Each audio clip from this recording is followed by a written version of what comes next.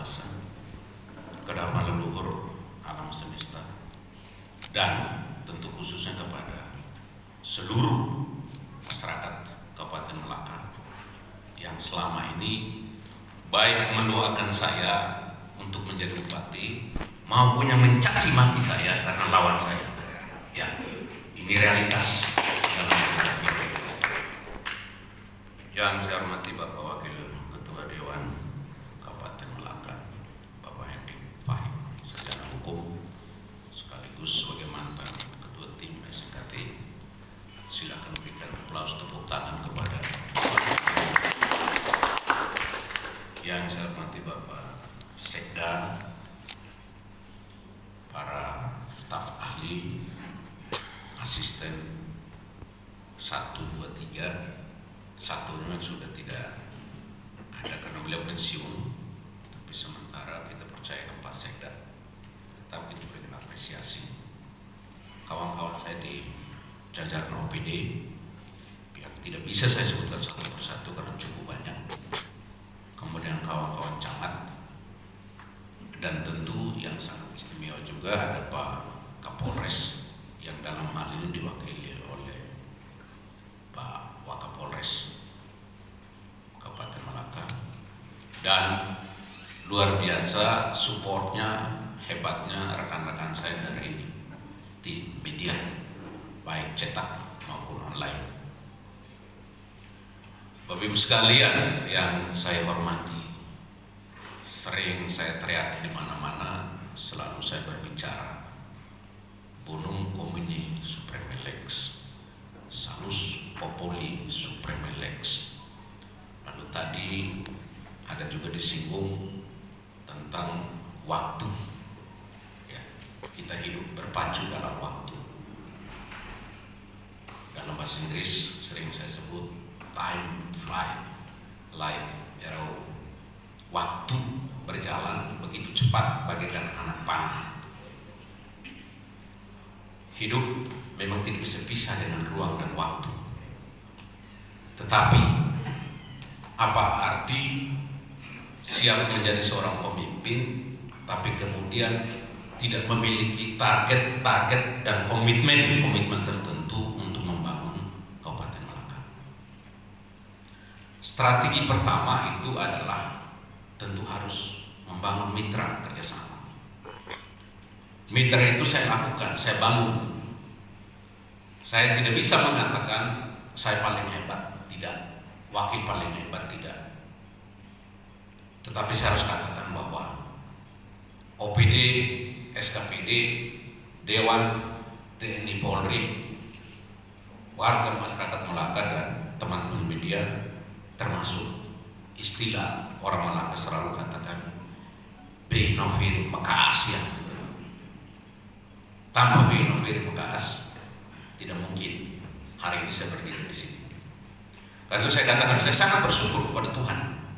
Tanpa campur tangan kekuatan Tuhan, tanpa campur tangan kekuatan leluhur saya, karena saya punya leluhur, saya harus bangga dengan leluhur saya. Tanpa campur tangan yang kawan-kawan OPD, teman-teman media, alam semesta, rakyat Melaka semua, tidak mungkin hari ini kita berbicara 100 hari kerja. Saya memulai dengan audit.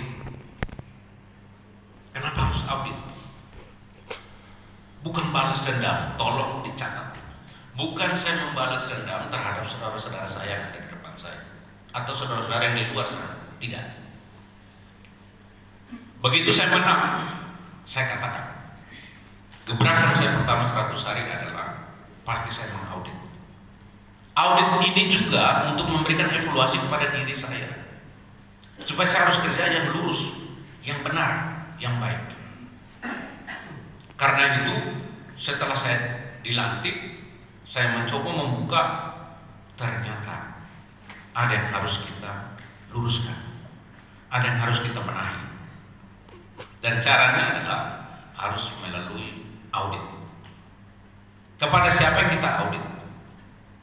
Tentu saya selalu menggunakan teori atau metode makan bubur dari pinggir.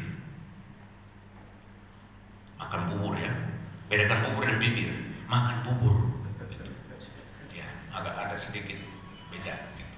Supaya tidak salah memberikan analogi. Maksud saya itu adalah kalau mau membersihkan orang lain, kita juga harus bersih diri.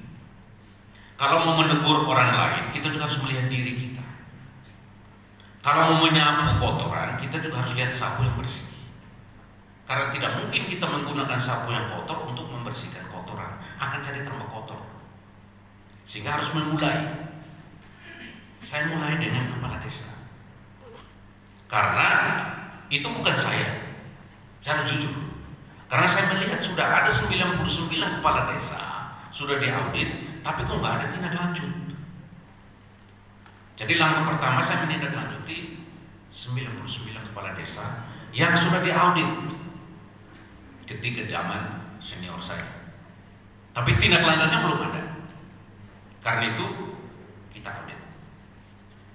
Audit ulang, lalu kita mulai ada temuan. Dan temuan itu sejumlah 7 miliar 999 juta 832 617,84 sen. Itu temuan terhadap 99 kepala desa. Lalu atas temuan itu kita patut memberikan apresiasi kepada tim, terutama tim inspektorat, tim audit. Pak Remileke, silakan berdiri, kita harus objektif. Beliau cukup kerja keras, kita bisa memberikan apresiasi. Karena semua manusia ingin dihormati, ingin dihargai. Hak Volman, hak netter, mesti Volman.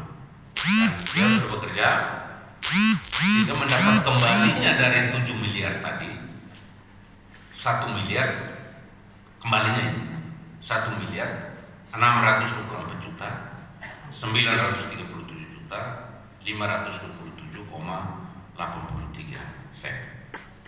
Ini kembalinya dari 7M sekian.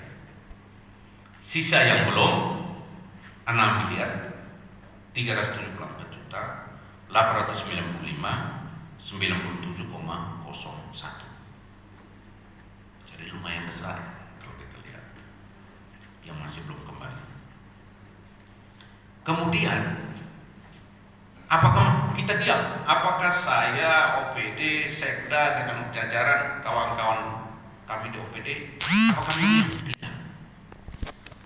Atas temuan itu kemudian kita menyerahkan 12 orang kepala desa ke Kejaksaan Negeri Atambua.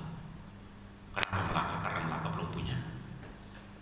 Jadi kita serahkan karena wilayah hukum Pengadilan Negeri dan Kejaksaan Negeri Belu itu termasuk wilayah Kabupaten Melaka. Kita serahkan 12 orang di Kejaksaan Negeri. Jadi kalau wartawan bertanya, masyarakat bertanya, lalu seperti apa tindakan bupati? Tindakan bupati dengan jajarannya hanya sebatas menyerahkan mereka ke APD, APH ke aparat penegak hukum. Kami tidak bisa intervensi terlalu jauh lagi, karena pekerjaan kami eksekutif. Tolong juga diluruskan karena seolah-olah bupati ini bisa jadi jaksa, bisa jadi polisi, bisa jadi hakim.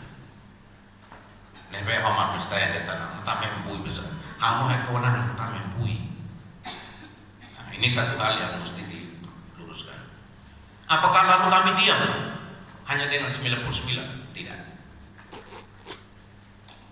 Saya hampir tiap hari Pak Sekda A123 ini tahu saya kedorong mereka terus,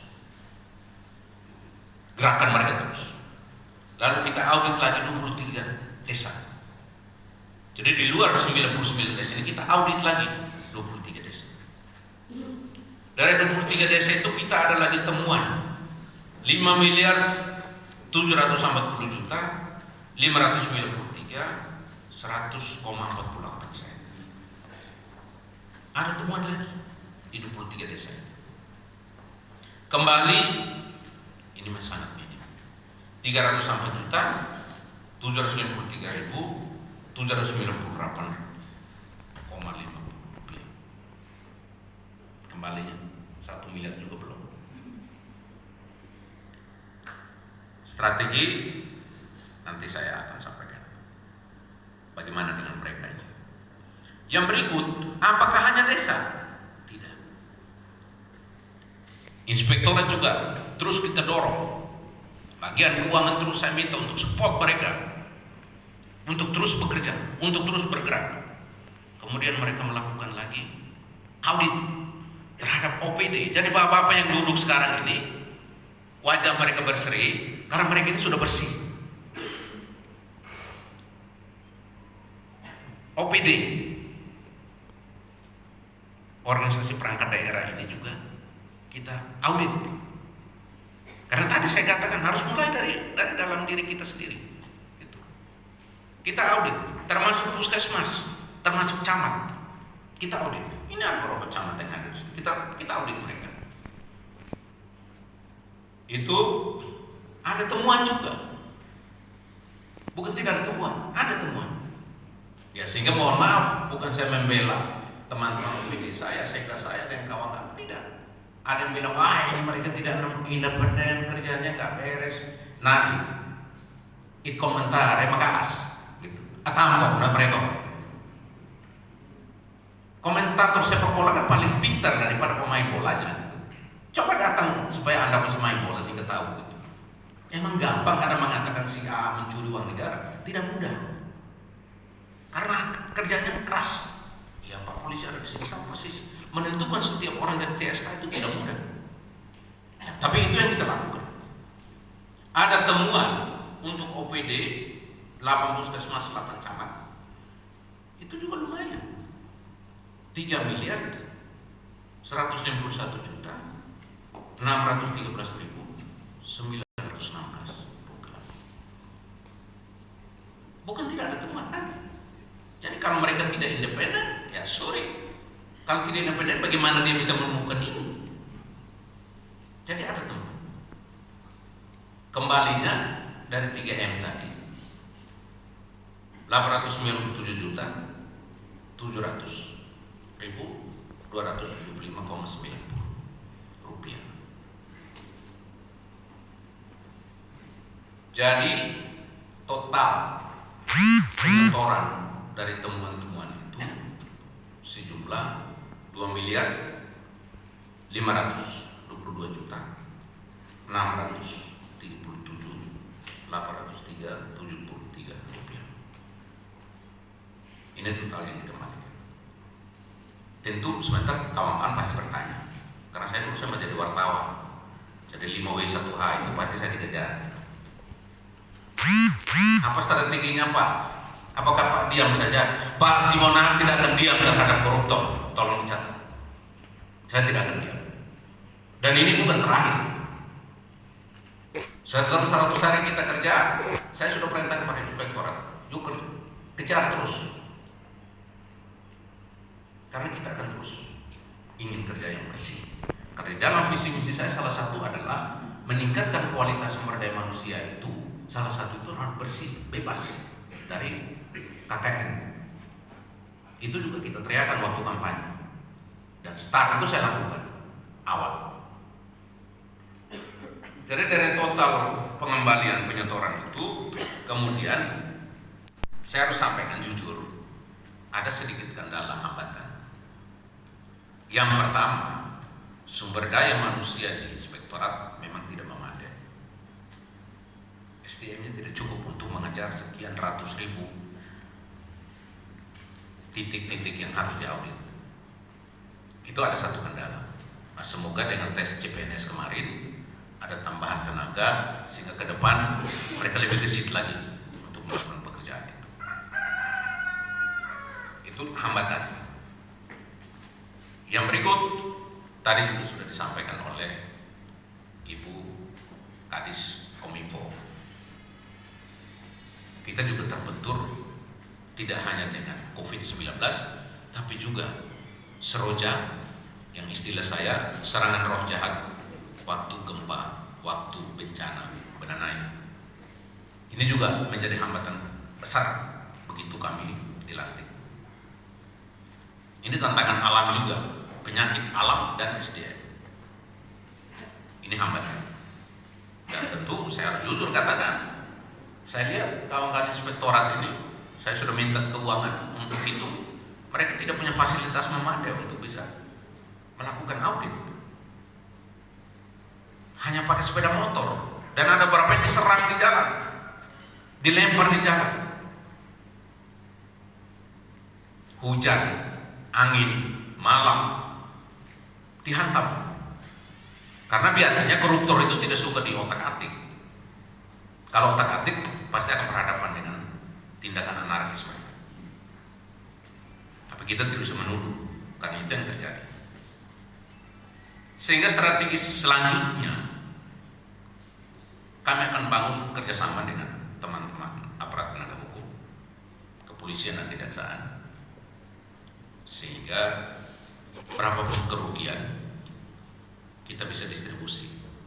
Ada kejaksaan dan ada kepolisian. Jadi kita sama-sama kerja untuk strategi pengembalian. Di samping metode yang sering dilakukan oleh pemerintah kabupaten itu adalah ya tuntutan ganti rugi, pengembalian dengan cara tuntutan ganti rugi. Nanti kita akan buatkan peraturan bupati untuk pengembalian. Kalau terlalu berlama-lama, sudah yang ASN kita potong gajinya saja. Potong gaji. Gitu. Ini juga termasuk proses pemiskinan, supaya dia jerah, dia bertobat. Dan yang berikut, kita juga akan menyerahkan, karena selama ini ada kepastian hukum soal waktu. Jadi ketika ada temuan, lalu ada rekomendasi untuk ditindaklanjuti, waktu yang dikasih itu 60 hari. Nah, bagaimana kalau sudah 60 hari tapi tidak mengembalikan? Strategi pertama potong gaji. Strategi dua, kalau gajinya sudah digadaikan juga. Tapi ini siapa yang mau? Share sih bukan share karo hak ini ketika sudah berdosa. Gitu. Gaji ini biasanya jadi masalah. Istri kadang-kadang terus komplain karena bapak punya gaji tapi dunia toh HMB mana toh don ini katanya. Tapi yang jelas kita ada strategi untuk tuntutan ganti rugi dengan cara potong gaji. Kemudian kalau memang nominalnya sering ditolak oleh kawan kejaksaan karena tidak sampai 250 juta, Pak Waka kami serahkan saja ke polisi. Biar Bapak yang proses mereka di sini. Ini langkah sehingga ada kepastian hukum. Karena bicara keadilan tanpa kepastian itu tidak mungkin. Bicara kepastian tanpa kemanfaatan hukum itu juga tidak bisa. Kenapa harus ngotot? Ya karena dana itu setelah dapat bermanfaat untuk masyarakat. Tidak hanya slogan tadi, kesejahteraan masyarakat itu adalah hukum tertinggi, tidak hanya itu, tapi harus ada dana, harus ada kerja nyata untuk masyarakat. Nah, ini kita bicara soal audit. Jadi dari temuan, strategi, kemudian sudah diserahkan sekian, lalu kendalanya seperti apa yang kita hadapi, kita berikan solusi seperti yang saya sampaikan. Ini soal audit. Apakah 100 hari kerja ini SNKT Simon Hakim Taulin dengan OPD hanya tiap hari duduk pangku tangan dan menunggu 100 hari kerja untuk audit saja? Tidak. Saya harus luruskan bahwa tidak hanya itu yang kami lakukan. Tidak hanya itu. Mari kita lihat program kerja sakti tadi sudah disinggung. Kita mulai dengan swasembada pangan. Apa yang kami lakukan dalam waktu 100 hari? Kami sudah kerja juga. Dinas Pertanian, karena bicara swasembada pangan, saya harus bicara pertanian dan ketahanan pangan. Tidak bisa saya bicara dengan batas, tidak bisa bicara dengan organisasi. Ini liniernya ke sana. Kawan-kawan di pertanian sampai dengan tanggal 30 September kemarin itu, mereka sudah melakukan pengolahan lahan tanah atau balik tanah trennya gratis, itu seluas 380,7 hektar. yang sudah dilakukan. Bukan nanti, tidak. Kita sudah lakukan. Kemudian ada juga strategi, karena kami ingin wujudkan brand Prasnona Melaka. Yang kami lakukan itu adalah, saya bersama Pak Sekda dengan kawan-kawan Pak Wakil Bupati dan kawan-kawan OPD, kita juga sudah menyiapkan anggaran perubahan untuk pertanian ini. Jadi kita siapkan juga benih,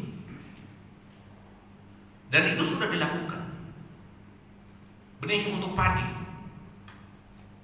yang dilakukan di Kecamatan Melaka Tengah, Kecamatan Koba 5, Kecamatan Wailiman, Kecamatan Melaka Barat, Kecamatan Ingkuveo, Kecamatan Laemane. Benih padi sawah itu disiapkan untuk lahan 3.500 hektar. Kita sudah lakukan. Bukan nanti, tidak. Sudah dieksekusi. Lalu, apakah komoditi di Melaka itu hanya padi? Tidak. Ada lagi jagung. Ada 2 jenis jagung. Ada jagung hibrida dan ada jagung komposit. Itu kita sudah siapkan benih. Untuk jagung hibrida itu 9.000 hektar sudah disiapkan dan sudah dilakukan, dan komposit 200 hektar. Lalu tentu akan bertanya, karena saya orang hukum, lokasi di mana? Tempatnya di mana? Tempatnya ada di Kecamatan Ubiku, Kecamatan Ringat, Koba 5, ya Koba 5 Timur, kemudian Melaka Timur, Laemane, Sesiteme, dan Ingkuveo. Apakah hanya benih? Tidak. Kita juga sudah menyiapkan pupuk. Pupuk ini merata untuk 12 kecamatan. Dan harus berikan apresiasi kepada pertanian, karena untuk tingkat provinsi Nusa Tenggara Timur yang berhasil menyiapkan pupuk untuk 12 kecamatan sudah 100% Kabupaten Melaka nomor 1. Ini dalam 100 hari. Jadi kita tidak hanya omong. Karena itu saya biasanya katakan saya kurang diskusi, saya lebih suka eksekusi. Jadi pada hari-hari tertentu seperti ini saya bisa omong.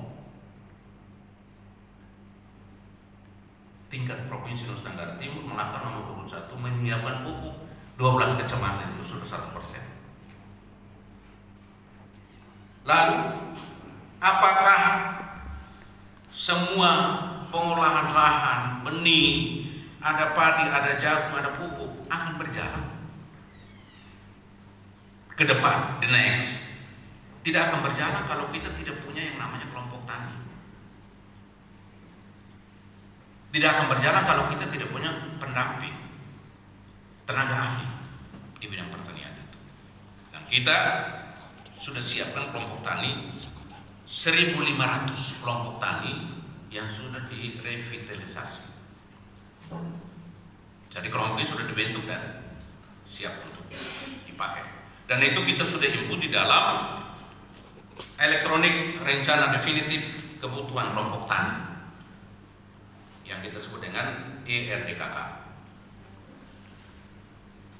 Itu kita lakukan, kita kerja, makanya kita bisa sebut barang-barang ini, karena kita ikut dan kita kerja. Dan semua ini juga sudah masuk dalam SIMLUHTAN, Sistem Manajemen Penyuluh Pertanian Republik Indonesia.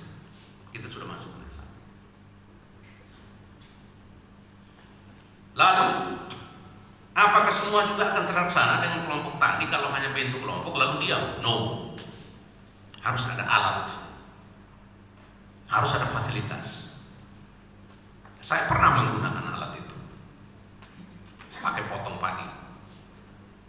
Saya naik di atas dan saya pakai potong padi yang kita sebut dengan alsintan. Kita sudah siapkan 128 unit, barang sudah ada. Dan kemarin saya sudah perintah kepada Pak Kadis Pertanian, karena banyak permintaan untuk balik tanah, karena orang mau musim hujan untuk mau tanam, saya perintahkan yang rusak-rusak segera diperbaiki. Segera diperbaiki. Jangan sampai bupati harus turun untuk perbaiki akinya itu dan lain-lain. Kalau saya turun perbaiki, saya suruh pusat nanti. Dan saya diam-diam terus saya kerja, karena saya tidak suka keluar-keluar di luar.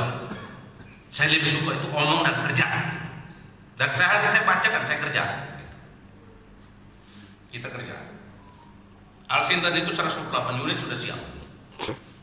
Lalu bagaimana kalau Anda bicara beras atau brand beras Nona Melaka dengan Forel Lakateo? Kalau Anda tidak punya fasilitas yang memadai, saya sendiri sudah menghadap Dirjen Ketahanan Pangan. Waktu itu saya dengan Pak Kadis Pertanian PA dan tim. Kami sudah diberikan 2 unit rumah produksi.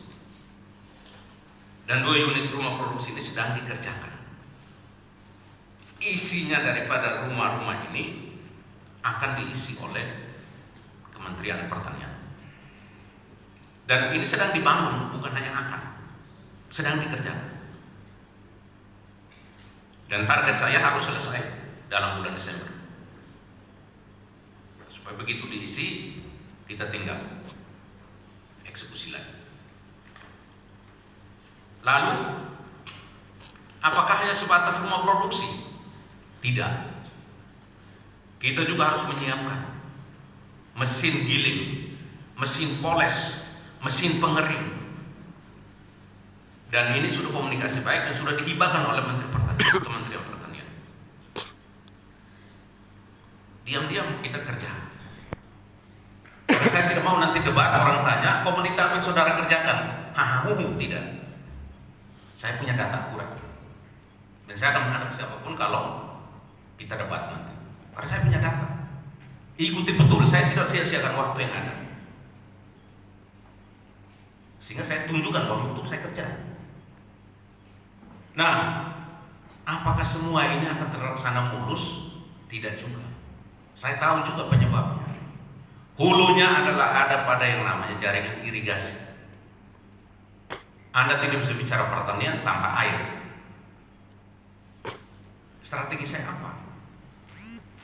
Kita sudah mendapatkan dana dari dana tugas pembantuan TP untuk beberapa unit. Ada 2 unit dan ada 8 unit. Alsintan tadi ada tambahan lagi dari Dirjen Prasarana dan Sarana Pertanian untuk membantu rumah produksi tadi supaya irigasi itu menjadi lancar. Dan kita juga sudah kerjasama dengan PLN untuk tambahkan lagi bot sehingga ketika air mengalirnya kurang bagus didorong dengan tenaga listrik. Ini kita kerjakan. Dan bagaimana supaya benih tadi, bibit tadi bisa tumbuh dengan subur. Kita juga sudah menyiapkan pupuk, bekerja sama dengan UPOP, unit pengelola pupuk organik. Dan semua ini kita sudah kerjakan. Untuk sementara ini ada 6 kelompok, 6 unit, dikali 1 unit 200 juta, kita sudah serahkan kepada masyarakat 1.200.000. Saya sudah serahkan. Saya kira kawan-kawan masih ingat, saya ingatkan kembali. Kalau lupa saya ingatkan kembali. Pernah ada beberapa yang liput. Itu serahkan kepada kelompok tani itu. Kemudian, apakah kita hanya mau hidup dengan beras? Kita juga ingin ada pengembangan ternak ayam dan sapi. Ada 4 kelompok, 1 kelompok kita kasih 100 juta sehingga kali 4 menjadi 400 juta. Sudah kita serahkan juga. Lalu bagaimana kalau jalan ke sana susah?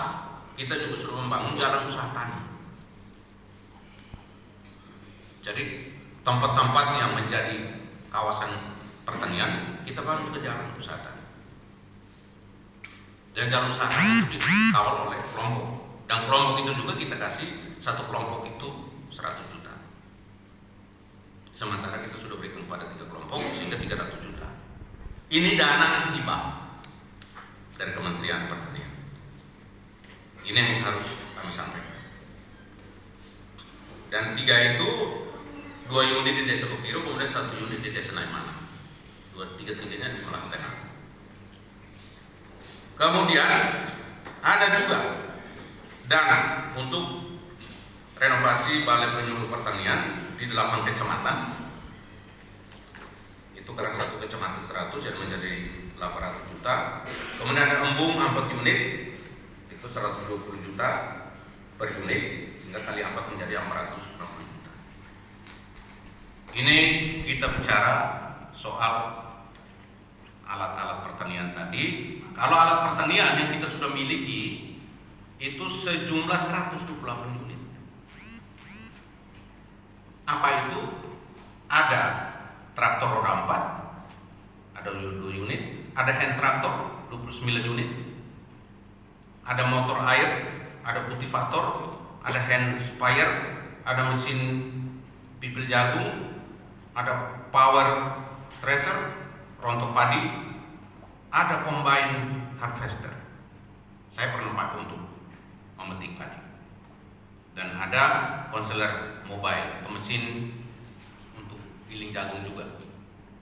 Jadi total alat yang kita punya sekarang itu 128. Ini kita bicara soal sembada pangan. 100 hari tidak hanya kita audit, tapi kita juga kerjakan. Apakah hanya di pertanian? Tidak.